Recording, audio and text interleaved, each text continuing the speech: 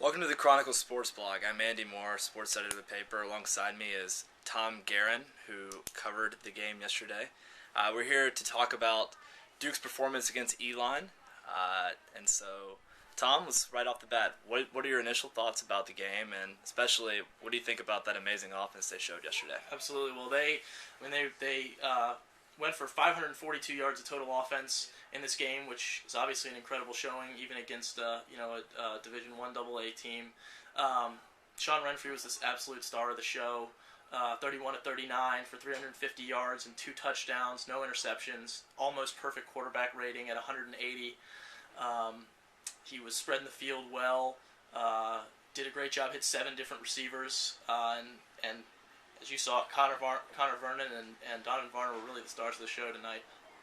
Yeah, no, I mean, this is not the first time we've seen Renfree. Saw him in limited play last year, but this definitely was the first time where it was his offense and he wasn't a backup. He responded well.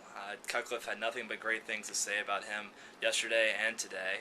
And, it's an exciting harbinger for the future. I mean, Renfree is the guy now, and he's really responding well to it.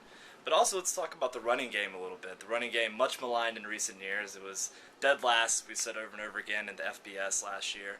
But it showed a little signs of promise yesterday, even if it was against a small Elon team. You want to talk about that a little bit? Yeah, it was 10 times better than it was last year at this time against Richmond last year in that embarrassing first loss. They rushed for 19 yards.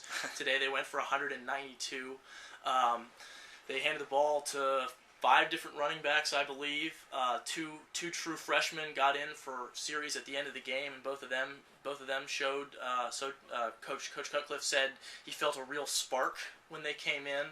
And Des Scott really started off the game well, I thought. Desmond Scott with the first touchdown of the game. I mean, it was pretty incredible. That really, yes, there were still unanswered questions about the running game because it was a very small defensive line. It would be the smallest they see all year. At the same time, that's a hopeful sign. And I think one of the questions they have answered is that they're going to run the football this year. Cutcliffe from the very start, 7 of the first 8 plays from scrimmage were runs. We saw they only threw one time, obviously, in those first couple drives, and as you say, Scott broke away for a 16-yard run on the 4th play, and then a 33-yard touchdown run on the 5th play, and that's just encouraging to see. Yeah, in the immortal words of Thaddeus Lewis, who is now a St. Louis Ram, if you run it good, you pass it well, and if you pass it well, you run it good. Well, and in the maybe immortal words of David Cutcliffe after the game, though, that he said there wasn't a whole lot of jubilation in the locker room, and the reason for that is that they know that they were still sloppy in some areas, and they need to execute better, especially on defense, going forward. Definitely. This is the first game that we saw Johnny Williams, a former receiver, switch to cornerback. And as you saw in the press box yesterday, not a very good start for him.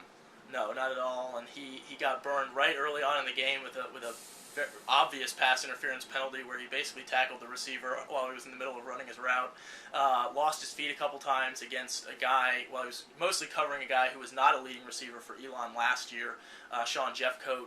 It certainly looked like they were just throwing at him. Yeah, but at the same time, while the secondary didn't look that good, this was the first game they played in their new 3-4 defense, as if they were at a 4-3 all year. And while, yes, it's not a traditional 3-4, it is a sort of a hybrid D, but this is still the first game they've ever done it, so you could probably excuse a few mistakes that they made. And you had a lot of key players that graduated, so they're still going to be a little green for sure moving forward, and they're still getting used to having a lot of new personnel on the field in a new scheme. And there were certainly some flashes of promise. They picked off 2 passes. They forced a fumble even though they didn't recover it. Sacked Scott Riddle twice. So there were definitely some flashes of hope for that defense. But they're going to have to keep working. They will. Then we will see how they respond next week to Wake Forest. Wake Forest was, I would say, pretty good offensively this weekend. Yeah, that to say the least. Beat a Presbyterian team 53-13. Rushed for the second most yards of any FBS team in the country. They rushed for 415 yards on the ground. Riley Skinner obviously graduates, so they bring in a new quarterback. But that rushing attack is going to be pretty dangerous if Duke can't get things together on defense. That's going to be definitely very interesting to see how they respond. And we will preview that in a little more in-depth on Friday on the blog, so be sure to tune in for that. For now, thank you for listening. Andy Moore, Tom Gieryn signing off. Thank you.